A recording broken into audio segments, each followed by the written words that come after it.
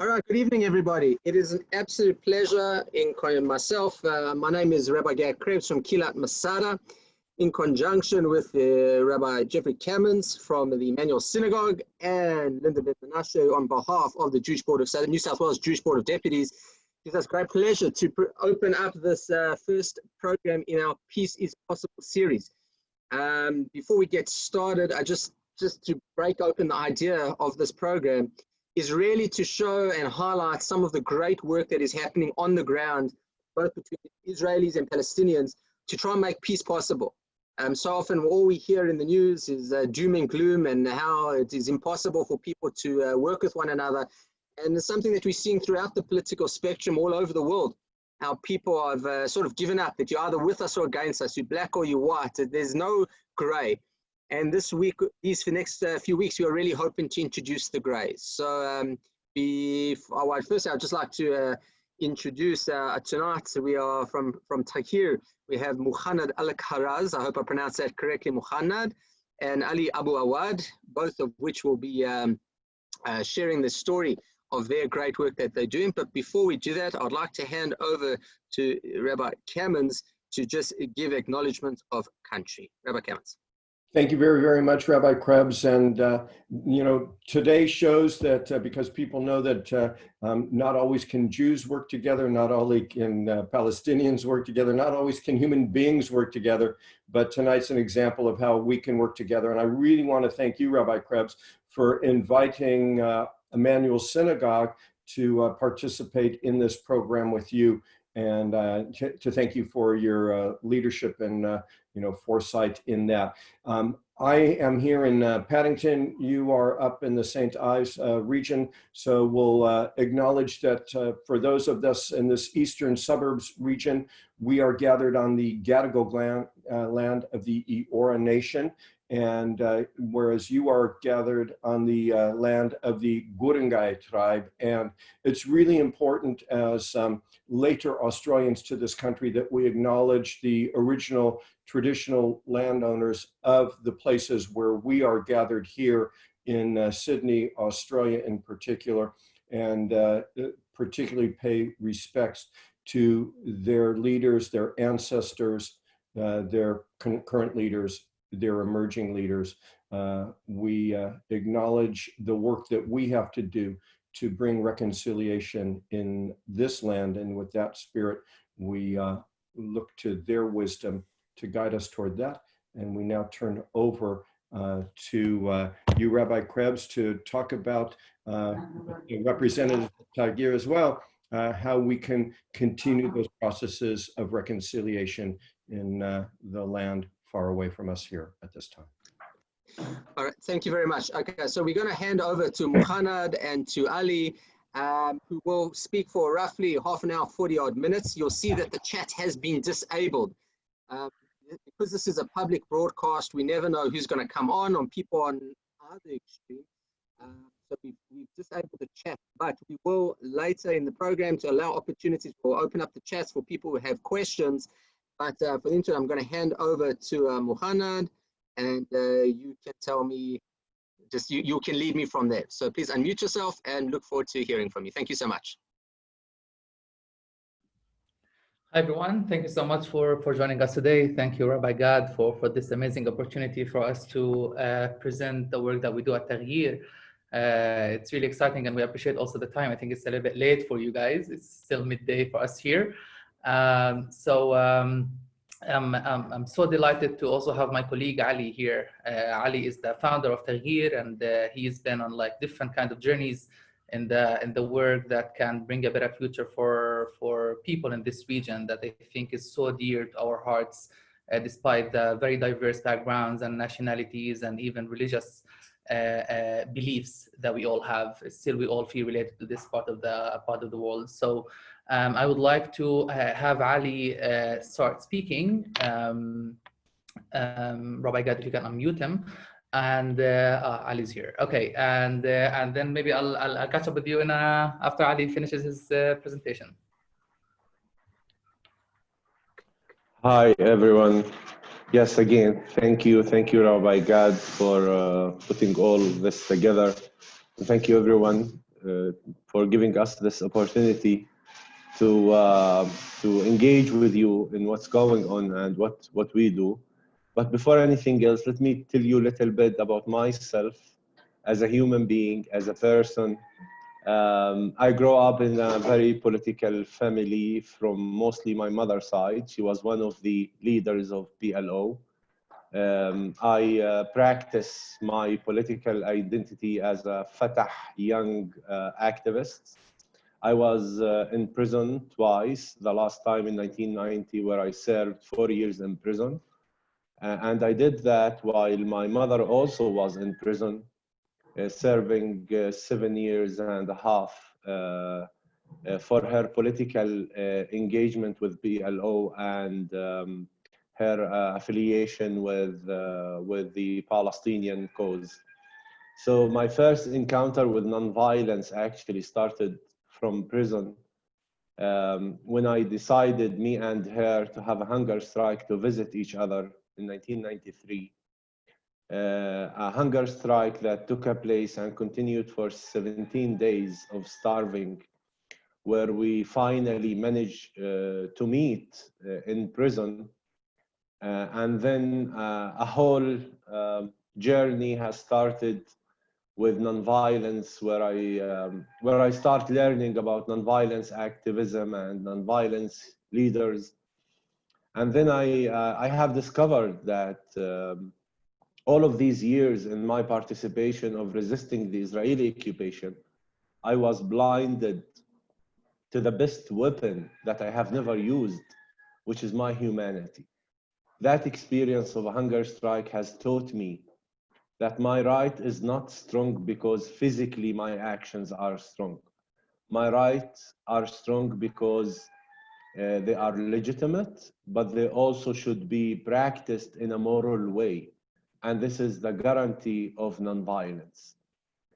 So in 2000, when the second Intifada started, the second Palestinian uprising started after the failure of Oslo Peace Initiative for many reasons. I'm not going to go there now. I was wounded badly by an Israeli settler who was driving through the West Bank.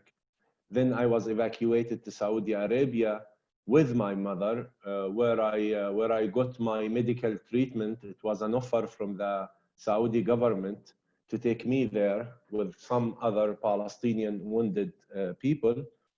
Then after 1 month of being in the hospital there, I received the news that my older brother Yusuf was stopped by a group of Israeli soldiers in the entrance of my town, Beit Ummar, and very violently killed as a consequences of an argument with a soldier. So, you know, when this happened to you, after all of these prices that I have experienced, that I have paid in my life and still paying as a resident of the West Bank, the first feeling is about revenge. The first thing that comes or came to my mind, that the one who took my brother's life and killed him deserved to die, and there is no other question. On the other hand, I was not born as a killer, and I'm not a killer, and I cannot kill a human being, but I still have to deal with this anger and this high price, because you are not the same person anymore. It's not the same family. It's someone took our happiness away. I experienced what does it mean to lose land or rights or even dreams, but losing him was something else. Losing him was unstandable. This price is so high, so you ask yourself, what worth such a price? So my enemy has become the conflict itself, not the people. I have chosen to take the path of reconciliation instead of revenge, which is a very hard step to do. Because reacting violently is easy, but on the other hand, when you take revenge, you damage yourself. You don't just damage your enemies. Then, and this happened after my mother hosted a meeting with Israeli parents who have lost someone in the conflict. And I promise you, I mean, I was born in 1972, and that meeting happened in 2001, where in my home, for the first time in my life, I have Israeli people, Jewish parents who have lost someone sitting in the same level of respecting me, but in the same level of pain and loss. It took me all of these years to see an Israeli crying. Can you imagine? I grow up with a belief that Jewish people have no tears. And suddenly you see the devil having a face and a human face. I don't know what happened to me, but that meeting has equal us in a way, has put all of us in an equal level by sharing what is under the ground. And then I came to the conclusion that we are sharing what is underground because we are not able, which is the graves of our beloved ones, because we are not able to share what is on the ground. And we have to share what is on the ground. Then I become an activist, and 20 years of activism, joint meetings, and peace building, and many speaking tours around the world, where I discover that my society, my people are not far away from nonviolence, but there is lack of understanding about what is nonviolence is about. Because some people think that nonviolence is normalization. You're normalizing the relation with your occupier on the expense of your dignity by giving up the fight, which is absolutely wrong. Number two, some other part thinks that it's a propaganda for the Israeli occupation where you meet Israelis and you have dialogue with Israelis and we hug each other, but nothing has changed on the ground. The political situation is worse day by day. Number three, many people consider nonviolence as weakness. But on the other hand, they don't take effective steps on the ground as an alternative. And everyone has experienced the fight, the violence, but there is no outcome. There is no effective result of that. Finally, I was thinking, what can engage my society? Because I believe that the key is in our hand as Palestinians. Doesn't mean that Israelis are, innocent and the occupation can be ignored. But what I meant is we are more in need for this peace. We are more in need for our freedom. We are more in need for a normal conditions of our life. And this will never be achieved by violence. Violence is the big support for the occupation, in my opinion. So how come we don't show up and identified with nonviolence? So 4 years ago, I reached out to community leaders, people who served years in prison, mayors, governors around me and around my family. Then I start thinking about creating a Palestinian national nonviolence movement, not as a project, not as an organization, not as a tactic, not even as a strategy. We describe nonviolence as an identity. What do we do next morning? When we wake up in the morning, we can talk to Israelis and we cannot talk to Israelis. We can work in settlement and we can support BDS and the boycott. We can do that. We can vote for Abbas. We can be against Bibi. But the daily mission, the national mission toward our freedom has no plan. We have zero plan. We are confused between two identities. The identity of revolution fighting the military occupation and the identity of citizenship by having the Palestinian Authority as a legal authority to serve social issues under a military occupation. So we are confused. Shall we fight the occupation in any way, or shall we stick to the peace process that has collapsed already but kept the PA functioning as a government, as kind of a government? So we lost our direction. So Taghyeer Change means the Palestinian national movement that I founded with many other activists is changing the game by creating a new identity on the ground. The identity of resisting the occupation non-violently without harming anyone's life.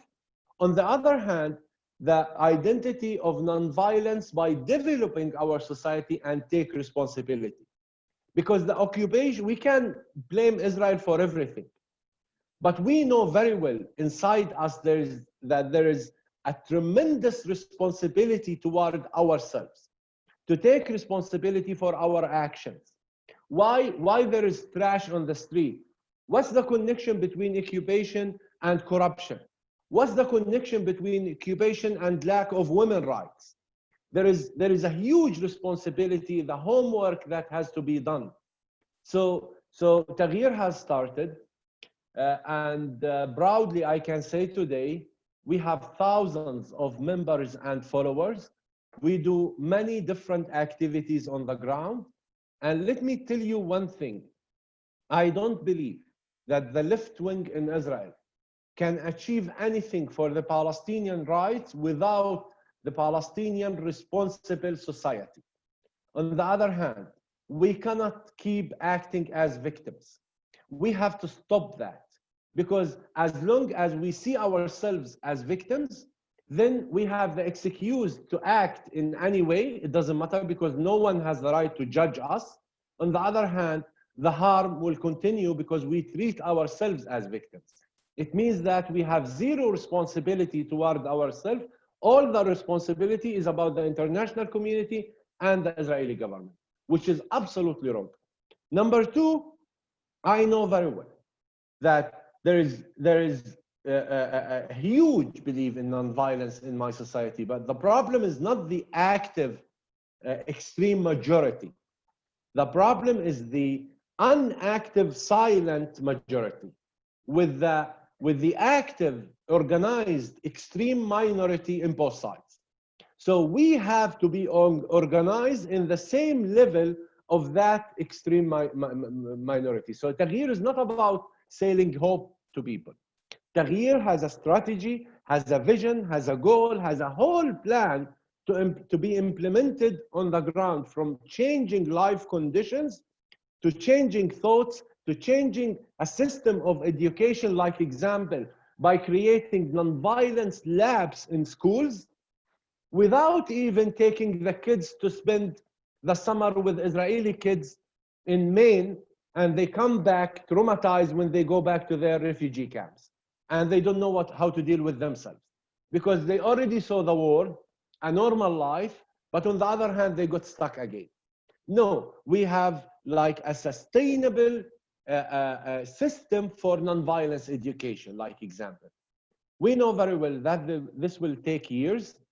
We know that the Israeli society has a huge responsibility toward our freedom, but then we have to be in charge by representing humanity and non-violence to allow the Israeli society to stand up for our freedom. On the other hand, politically, I believe that we have so many politicians, but we don't have leaders. Because being a politician is absolutely different than being a leader. Politicians are managers of the present, of today. Leaders are managers of the future. So whatever you plan today, you plan it for a normal life, a normal vision of envisioning normal future. What is happening today by our politician, and when I say our politician, I mean both sides, is the management of conflict. It's not the management to achieve solution. They are managing feelings based on fear, anger, and lack of trust. We cannot allow that. I know very well that we Palestinians has a lot to do about Jewish fear, like example. The Jewish fear has become our biggest enemy, because this fear has been invested by Israeli politicians in politics that harm our life. We have to overcome that fear for our future, for our freedom, for our independence. On the other hand, the Israeli society has to see the truth and stop acting with good intentions. Good intentions are not enough. We need a practical framework that will engage as many organizations possible to create this massive action to guarantee enough pressure on political leadership to sit on the table and take hard decisions toward the future. And for me, this will not happen, at least in the Palestinian side, if we don't change the relation between the people and the land. The relation is not about ownership. It's about belonging. We belong to the land. Land doesn't belong to us. We belong to it. So this deep meaning of belonging has to respect the people on the land. If you don't respect the people on the land, and it doesn't matter who they are, then you disrespect your relation with the land. Any action has to stop. And we have to change the relation between, or I mean the conflict has to be transformed between conflict between two identities to a conflict between two behaviors.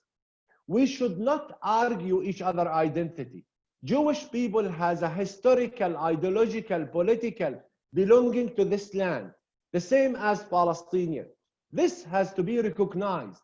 Without this recognition, we cannot build a framework, a system on the land that will guarantee dignity for both sides. Peace for me is where these two truths can fit in one life, in one system, but with respect and not on the expense of each other.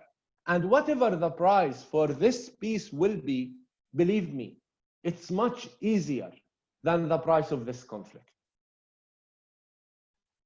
I'll stop here.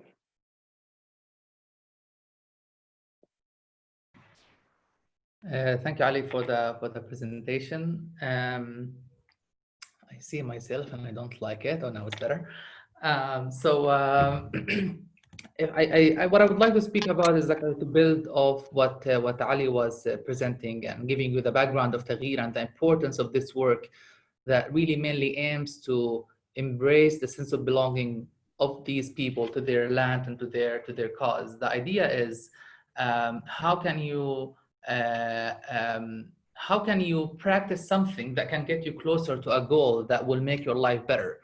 And that can mean so many different things. That can go from an example of having an amazing group of our women activists that gathered together and went to clean a municipal park when the mayor came to them and asked them what you guys are doing. And they said, well, we're doing the work that you should be doing.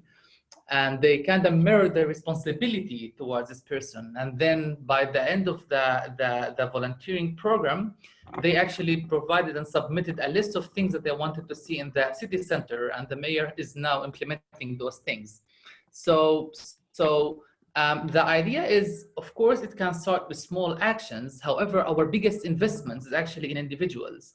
The idea is, how can we get those individuals to mobilize communities, those leaders that are having the influence and impact in their communities, to mobilize those communities. So for instance, we have about 15 what we call messengers of change. Our goal is to reach 70 to 100 people that are representing the entire community of the West Bank, people who are doctors, to people who are students, to people who are lawyers, all kinds of professions and backgrounds, to be the ones lifting up the movement. I want to, before we open it up to questions, I want to share with you an example which I am extremely proud of.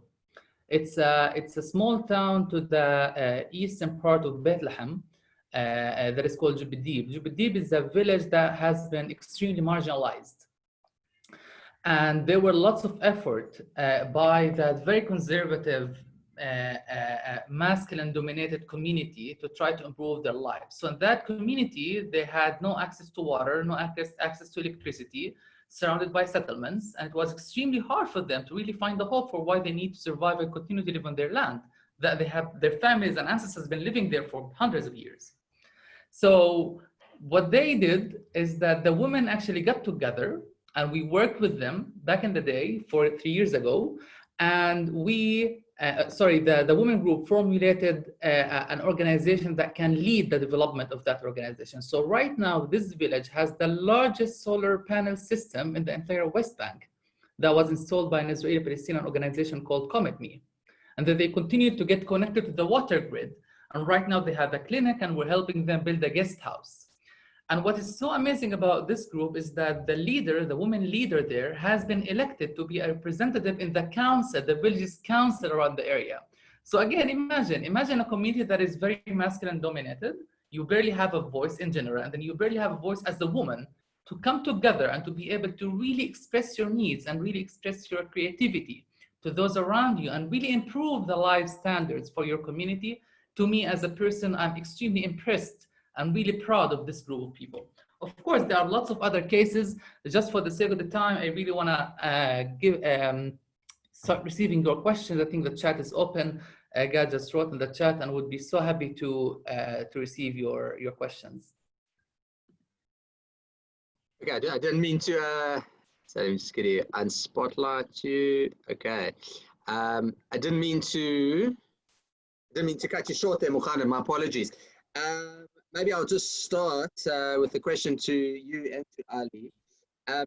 One of the things, so a number of years ago, a group of us, many of whom are on the call this evening, came to your center down in Tzomat Gush, which is in where we came and we sat down, we met Ali at the beginning over there for us. And the thing that really struck me, and Ali, you spoke to it now, and Muhammad would like to develop a bit more and wonder from our point of view. So the strength of the argument, so the strength of the position that you're giving is this idea of Palestinian empowerment, get rid of this victim status and the ability to take your destiny into your own hands. I wonder from the Jewish point of view, especially those on the Jewish left, who in many ways are promoting that Palestinian victimhood, that there's so much of the movements that we speak to and people feel that we as Jews have to, it's all our fault, it's all our problem. I wonder if this sort of left-wing Jewish movements are helping your cause, or they're just further instilling this idea that you are in fact victims, and we as the Jews are the ones who need to create the solutions. You are raising a very important question, actually. Listen, those two nations are very complex, very, very complex. You can see the core of humanity and the core of racism, like example, in both sides. I think the peace movement in Israel, I'm not gonna judge. I respect all the effort for doing or envisioning or acting for peace in the future. Who am I to judge others? But my opinion is the following. The peace movement in Israel is based in leftist who speaks to nice Palestinian nicely with a kind of like feeling sorry about them. This is not about to build partnership. You cannot have a partner even in a company if your activism with him based on your feeling of guilt among him. This will not raise him in a responsible way to strengthen that company. Number two, the peace movement in Israel has lost the plan and the vision and the strategy. It's not the national massive movement in Israel that is raising the Israeli identity by neighboring the Palestinian in a respectful way. It's based mostly in good intention. Some other like non-profits, they open here and there in Ramallah, in Tel Aviv, and they meet, they go to 5-star peace conferences, they bring groups from here and here. Can you grab 10 kids and we do a summer camp? Can you? This will not change the Palestinian life. And this will not bring the Palestinian community to the table. Number three, which is a criticism that I also give my right to give, I give myself the right to give. The peace movement, the leftists, has stepped out of their responsibility toward the right wing in the West Bank. Means that many Israelis have told me and still telling me, you know, Ali, even some of them blame me for speaking to settlers, to right-wing settlers, because I think they fail to find a system or a structure or a framework to engage with the right wing. they will tell me, and they have been telling me, you know, Ali, we are good, we are for your cause, we don't speak to settlers. You know what? We don't drive to the West Bank because we are against settlements. Wow. You don't drive and you don't present in the place where I suffer because you are pro me, then you just left me to deal with the settlers alone. You just left me, stepped out of your responsibility by telling me you don't. I cannot accept the fact that Jewish people doesn't talk to Jewish people for my rights because of me. I cannot accept that. That's why I think the Israeli society and the left-wing movement has to reframe itself and it work on the ground. It's not also to talk in general. The peace movement, the leftists in Israel are speaking general. We have to be more specific.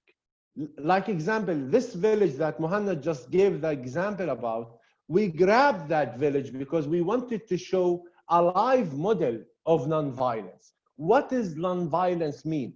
What do you envision yourself living in what conditions in the future? That nonviolence guarantees change. So finally, I think the peace movement in Israel and the Palestinian society has a tremendous responsibility now to come up with new plan, with new effective actions by not condemning those or boycotting those. It's by creating a place where everyone can be part of. If you want the people to change, give them the safety to change. Don't argue their truth. I don't argue settlers' truth, but I argue settlers' behavior. And there is a big difference. Then settlers maybe, or at least part of them, will feel safe that I'm not attacking your existence, but I'm standing to help you to change your behavior. And nonviolence can do that. Believe me, I experienced many examples. It's to the level that I removed checkpoints just by talking to these soldiers and these officers. I think the peace movement has to step out of Tel Aviv and to take serious actions and clear vision. How do you envision peace? Because we say peace, but what does that mean in life? What does that mean in practice? What does that mean when it comes to partnership? What does that mean when it comes to responsibility? We have to answer all of these questions. Hopefully, we will have a speaking tour in Australia and we will answer them together. All right, great. So we've got, let's go to the next couple of questions. Just regarding Taghyeer, sorry, I'm struggling with the pronunciation, Taghyeer. So just with regards to some of the, I'm trying to make sure that we are focusing on the topic at hand and not getting into the politics. What do you think about Israel and Palestinians and the politics? And that's not our goal this evening. But that being said, is that there's a big elephant in the room that Israel, Bibi Netanyahu is planning annexation. Still not clear if it's going to happen, it's not going to happen. Is this going to affect the way that you guys operate? And are there concerns on your working forward with the threat or the promise or the of annexation going forward? Happy for either one of you to answer. Muhanad, do you want me to respond to this? Okay. You know, he's my boss. He's the manager. I cannot, you know. Listen, what is happening today doesn't mean that Bibi Netanyahu was a Mandela and after the annexation, he became the devil. I'm not expecting change from Bibi Netanyahu. You know what? I'm not expecting change from Abbas. This government can design systems like other international leaders can design systems and try to implement them on the ground. There is one fact here. There is 1 million of people that you cannot just change their life by proposing new political proposals on the ground. How do we face the annexation? In my opinion, we have to invest on the people of the land. And when I say the people, I say both sides. Our philosophy, listen, we are not a political movement. We do have a political vision by statehood, by neighboring to state, whatever, but we are not proposing any specific political initiative because we believe that political change can happen if we manage to do a social change, if we manage to bring the people to the table and to bring the people to adopt nonviolence. So for Bibi and his plan, or for any other politician, we are very clear. We are going to invest on the people on the ground in Area C, where there is those Palestinians who live in Area C, the area that Palestinians are not allowed to build houses or whatever. We are going to invest on them to develop the land and develop their life. And this is the great response, because we follow our vision. If we envision neighboring Israel and partnering with Israel, we should do it immediately on the ground. On the other hand, we can reject it easily by saying, you know, we condemn this, we reject this, we don't believe in that philosophy. We believe in an effective alternative to give new life, respectful conditions on the ground. Finally, I hope, and my great hope is, that this plan will not cause us a high price of our blood, because any plan that will be promoted by any side without engaging the other means a new cycle of violence. We want to prevent from that.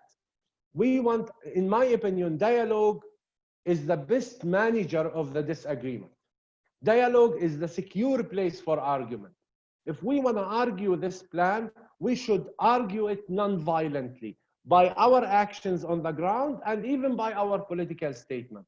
I am against this, but I am not with any price for any human being to pay as a consequences of this plan.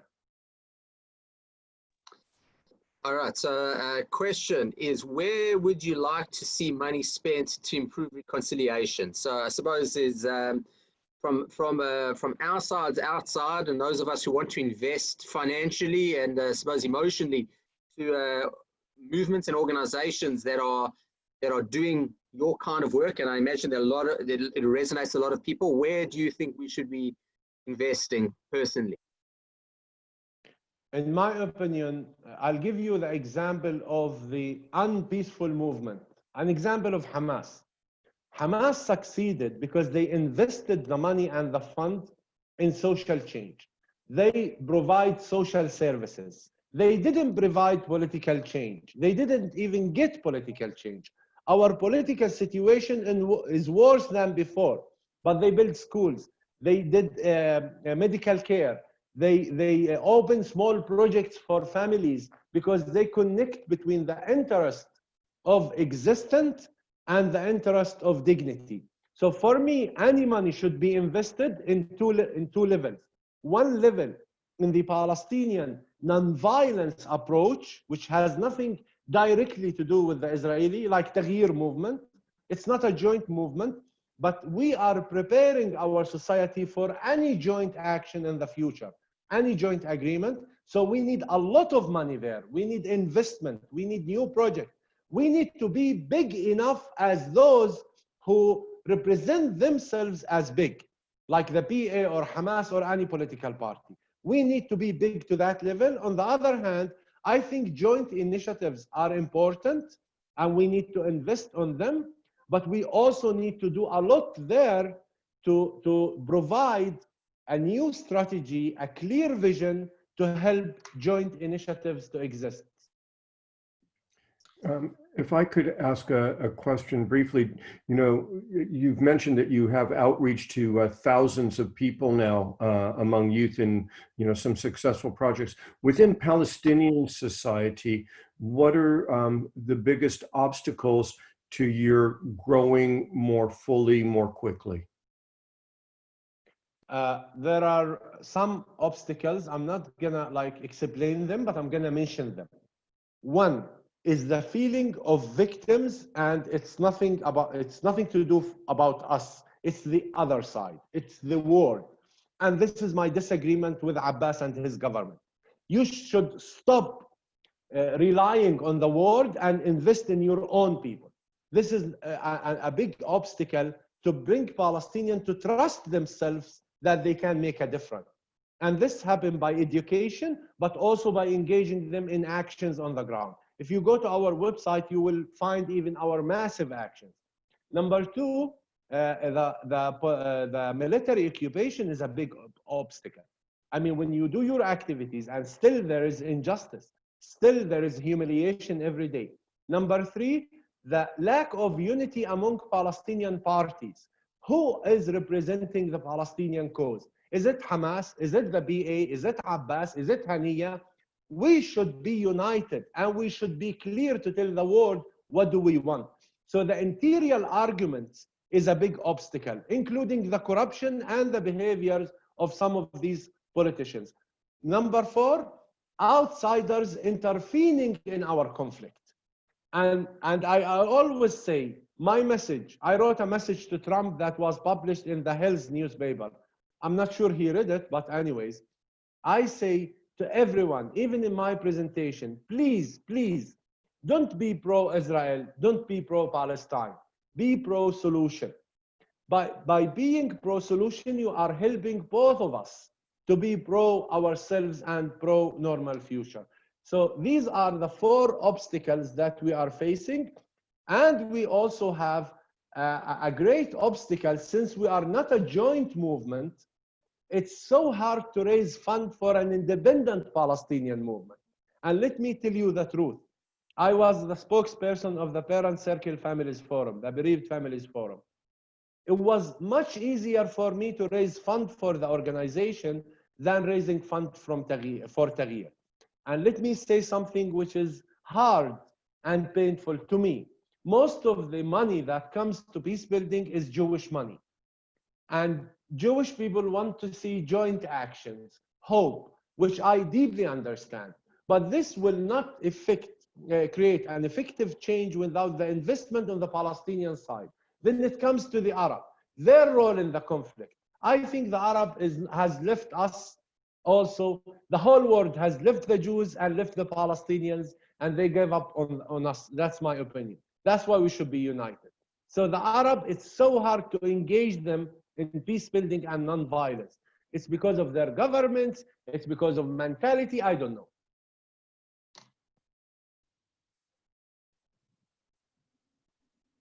All right.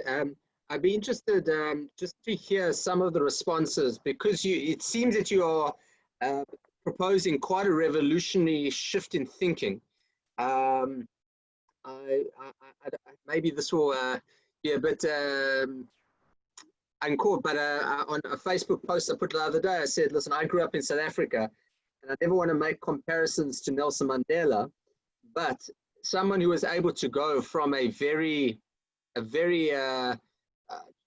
violent beginning and a very aggressive beginning to be able to shift his mindset is something that you are definitely living, trying to pick up. And I imagine that trying to tell your own people to stop being victims and to try engage with a lot of the people that historically don't want normalization, don't want to be able to look at the Israelis as anything other than evil occupiers and nothing more than that. What is the resistance you've had locally from your own community? Well, it's hard. It's hard for people like the Palestinian people who live under a military occupation to identify with non-violent. But what I realized through this experience with Taghyeer, that we have lack of understanding about what non-violence is. Non-violence is not an invitation to sit with Israelis and eat hummus and have hugs with them and take photos and everything is rainbow and flowers and no, non-violence much deeper than that. The resistance that we are facing is the despair. There is a lot of despair today among Palestinian people within the Palestinian society. They are desperate from their own leadership, but they are also desperate from the whole world, including Israel in the first place. So, and I believe that this despair is a great resource for change. Because if this nation has reached that level of despair, it means that they don't believe in non-violence, but they also don't believe in violence, which is a great change that has happened for the last few years. Palestinians doesn't believe in violence anymore. Actually, they don't believe in anything today. So it has to be a new plan with a new behavior. For sure, there is resistance. For sure, there is like some politicians who take us as a threat on their position, because we come clear to our people. We don't lie on people. As I told you, we are not running election. Our mission is not to engage the Palestinians. Our mission is to involve and to partner with our community. It's not to use them, it's to work with them. So for us, we consider as a threat on some politicians. So I don't see a direct, effective resistance by the community. I see the opposite. After we had our the first massive event was around 4,000 Palestinians who celebrated the International Peace Day then 3 years ago in Jericho. We received many invitations from many organizations to partner with them. Now we are working on creating the first Palestinian national charter, as a charter that will describe the vision, because I can see someone's asking, what solution does Taghyeer want to see? We want to see an independent state for Palestinians living side by side with Israel without separation. I don't believe in the frozen middle of two states. For us, as Taghyeer, our vision is to have an independent state that will partner and will live and will neighbor Israel in a model of dignity, not in a model of who's up and who's down. No, we don't believe in that. On the other hand, we want a situation where everyone will feel that his identity is secure, but not on the expense of the other side. So if there is a Jewish person in Hebron feel that he's practicing his identity, his ideological, his political identity, our question to him, that's fine, this is your truth. But how do you guarantee zero harm for the Palestinian identity by living in Hebron? And this has to be answered from that person. So yes, I do believe in statehood, but I don't believe in divide. We need each other. It's not just neighboring each other. We don't want to create another Syria and Jordan, and no. Palestinian and Israelis can exist just from each other. That's what I believe after all of these years. Okay, so Ali, if I may add. Sure. Oh, I'm hearing a voice. I just want to add, Yeah. this is Muhanad again. I just want to add a little bit about, to relate a lot more to the question you asked and to Ali's answer. I think personally, and this is not the opinion of Taghyeer, even though I'm the executive director, but this is my personal opinion. I think that the joint work also could not really deliver a huge impact to those who are against it and anti-normalization advocates. And I'm not saying who's right or wrong here. I'm just saying that it's really important to be able to show that impact. So for instance, when we at Taghyeer go to a community and we start speaking with them and start all this transformative process with them, they are very engaged and they are part of that and they want to be a part of that. Now the question is, like Ali said, the challenge is like most people maybe don't believe in nonviolence, maybe don't even believe in violence because they haven't really seen something. So right now our challenge is really how can we double and triple and quadruple, I don't know how to say that word, but like really like double the impact of the work that we are doing with those communities, with those women groups that are amazing and have tons of potential that for various reasons have not really been exploited and utilized in the right channels in order for them to create the impact that they aspire to see. So that being said, I think being able to have all the resources, the human resources, the financial resources, to be able to deliver more value to our communities, that is going to engage more Palestinians from different segments, from different political parties and agenda to come and join the work that we're doing, because we've seen it. Like we never went to someone and started speaking what Ali is sharing right now. The only difference is that it's in Arabic here, but everyone was like very receptive to what we are offering. And again, no one is expecting a solution for the conflict today, but I think everyone is expecting some sort of a vision that can keep us all united and alive to something that hopefully one day is going to change our reality. So I just wanted to add those words. Sorry, Rabbi, go ahead. Yeah, I sent you a question. So two questions, one from, suppose, from either side of the political spectrum. One is, so why not just live in one unified state with Israelis and Palestinians and equal rights? Why two states? That's one of the questions that comes. So I'll answer that and then I'll ask you the last question. I'll try to answer that very, very shortly. In an ideal world, this is an ideal solution. This is the best solution, in my opinion. But this is, on the other hand, ideal. What I mean, I know that there is this emotion of a hidden feeling and desire for Jewish people to be a majority in one place, to be a majority in one state. I know that very well. On the other hand, I cannot guarantee a non-apartheid state if this happened, because Jewish people are more powerful financially, in economic, in whatever. So how do we guarantee that another system of apartheid will not happen? Number three, I know the desire of the Palestinian national nation is also to have an independent, to run a state by themselves. Number four, I think the two-state is not the last step. If these two states that neighboring and partnering with each other can manage to survive and create a good model of that, we can get married. We can have the one state. But this will prepare us for the one state, which is the ideal dream. But if we don't get engaged in one state, at least we will prevent from killing each other, getting over each other, and apartheid system. So it's very complex. It's like two couples who are not able to be married, are not able to divorce. So what do you do with them? First, you teach them how to share one home. Then second, if they will go for marriage, this is amazing. But if not, at least they will not argue every day like what we are doing.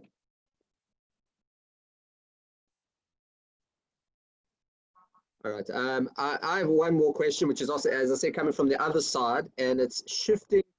As you mentioned earlier, the biggest challenge for the Jews is their fear, and I think definitely Jews, the diaspora, no question, and I imagine in Israel as well, the idea that Palestinians want to kill us, want to drive us into the Mediterranean, that all Palestinians hate Israelis, and that's something which is, I think, to be fair to say, is part of our own problem and part, the things that we see in the media.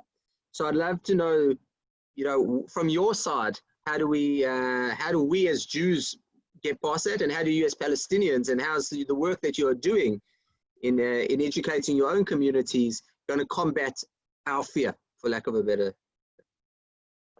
I think there is a lot of stereotype, and I think there is a lot of lack of knowledge what is the Palestinian are about today.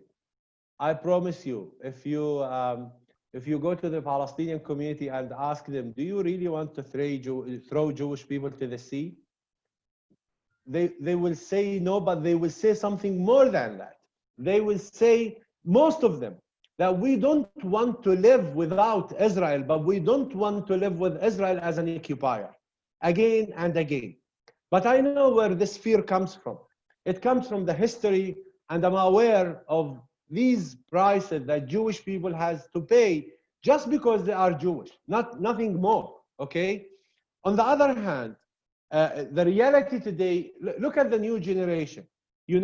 We were much more political than before. The new generation today has less interest in politics than any other generation. On the other hand, I cannot say it's about hate, but it's about anger. And there is a big difference between anger and hate. To hate someone, you have to know him. I am not sure we know each other. And you see, we're kind of mixed, but this mix is problematic. And finally, I always made it a joke, and I hope I will not offend you, but I will say, I always say to Palestinians, you know what, even if you want to throw Jewish people to the sea, I think they know how to swim. So it's not an option anymore.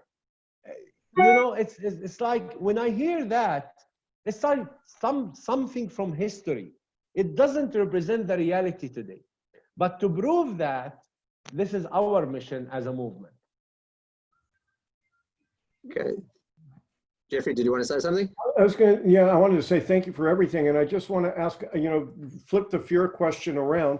What's the fear factor among the Palestinian people after, over 50 years of Israeli military presence? And how does that affect your work among the youth who probably had parents and grandparents or friends, parents, grandparents been affected by that? How do you work through the Palestinian fear of the Israeli they do not know? Well, it's not just their parents or their relatives. I mean, it's themselves who are facing the military occupation every day. When they go to university, sometimes it takes them hours to be in a place where it's supposed to take few minutes. How do we deal with that? With two levels. One is nonviolence training and workshop, how to face violence, criticism, humiliation, which is something inside them, with a whole issue of trauma and volunteering. Number two is with action. I mean, we take them to action. We do community actions. We bring them, like example, to plant trees around the school. Because if you want to reject the occupation, show the occupation that you are alive and you are educated and you are not a devil. You are a human being. Show that by your action. And you feel that they are full of energy, they are full of hope, but lack of opportunities. There are issues that we cannot answer. Just example, there are 47 unemployed in Palestine, 47%. Can you imagine? Most of these graduate, amazing students has no jobs. So nonviolence can guarantee their opinion to change, but we cannot guarantee their life to change. That's why I say that nonviolence today should be like a factory that will guarantee also projects on the ground where you engage the people and engage these youth. Finally, when they become angry, and maybe you see it in social media or whatever, when you analyze that deeply, you find it what behind this youth anger is not hatred, is stereotype. When you take example of nonviolent success, when you tell them, when they see Israelis who are standing for the Palestinian cause, when they see Jewish people coming to the West Bank because they care to learn about Palestinian life, it does make the job for them. They get moved because their opinion got changed. I speak to many Israeli young people before they go to the army, the pre-army college. And I found how much stereotyped they are, even against me when I begin my presentation. But after that, everyone tells you that I didn't know before. Thank you. All right, so it's time up. I'd just love to give Muhanad a last few minutes to wrap up and to conclude. Muhammad. Thank you, Gad, and again, thanks to everyone for being here today. I just want to say like a couple this words. This was very about... good. Thank you for whoever said that. So I just want to say that, I don't know, can you hear me? I think my connection is... Yeah, we hear you. Okay, we great. hear you, Awesome. So I wanted to say that we are, again, we can talk about the history, we can talk about all those politicians, all what happened to us, all what happened to me, again, as an individual of 30, 31 years old and really having no despair. In fact, I joined Taghyeer about 7, 8 months ago, and I was so close to go back to the US and try to, start my life there, because you have this, brain drain phenomena that everyone that has got something of a skill set or an education that they can leave. But then after like a couple of days, when I made that decision to go abroad, I learned about Taghyeer, and I thought, well, this is actually really the place for me where I feel that I can contribute. The reason I'm saying this is because there are lots of practices of violence, and again, of course, the occupation is the one that is oppressing Palestinians' life and settlers and all that.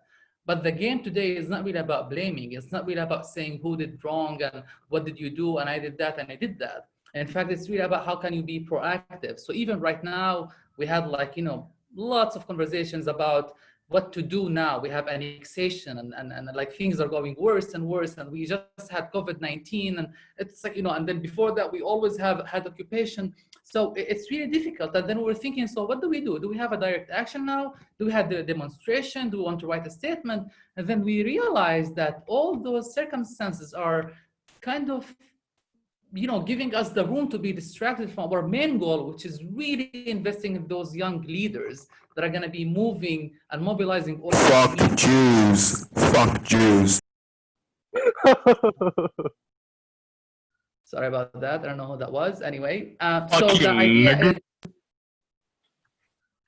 the idea. I'm not a co-host, guys. If you want to mute someone, or kick someone out. Anyway, So, I think just hold a sec. Okay, great. So the idea is, how can we right now really try to build those relationships with our masters of change and really implement the project that we wanted to implement. So right now we have a whole program for our masters of change that we are starting to implement, despite, again, all the political despair that we're living in. And we have lots of farming projects as a response to the annexation plan of cultivating lands and creating jobs and volunteering opportunities for young people to be a part of, where they feel they're actually responding to what's going on the ground in a definitely non-violent way. So if anyone would like to know more, if anyone would like to support, I'm more than happy to address more of those issues. I'm gonna write my email again in the chat box.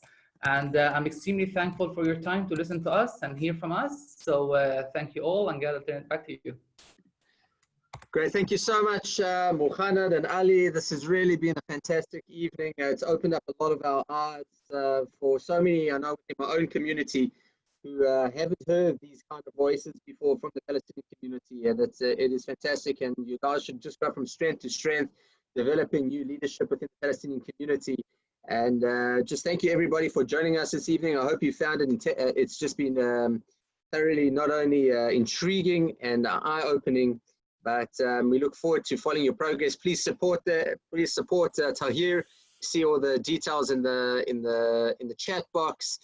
Please join us next week. We'll be having Eco Peace, which is a fantastic organization working on environmental solutions between Israelis, Palestinians, and Jordanians. It is really going to be a fantastic evening. Thank you so much, everybody. Laila Tov, and have a wonderful, wonderful evening and week. Laila Tov. Ta-da.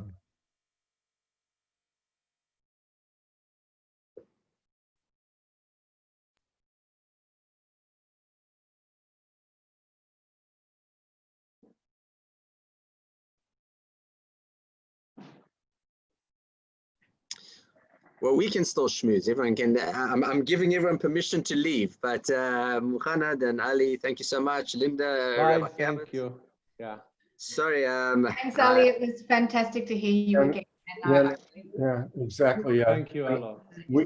Yeah, I was there also. That's when I first met you with God. I haven't been in touch since then, so it's fabulous to see you again tonight. Muhanad, I will send an email. Thank you very much. Love you to meet you in the the two-dimensional. Yeah. Thank you, guys. Have a great week. Bye-bye. Bye. Stop recording.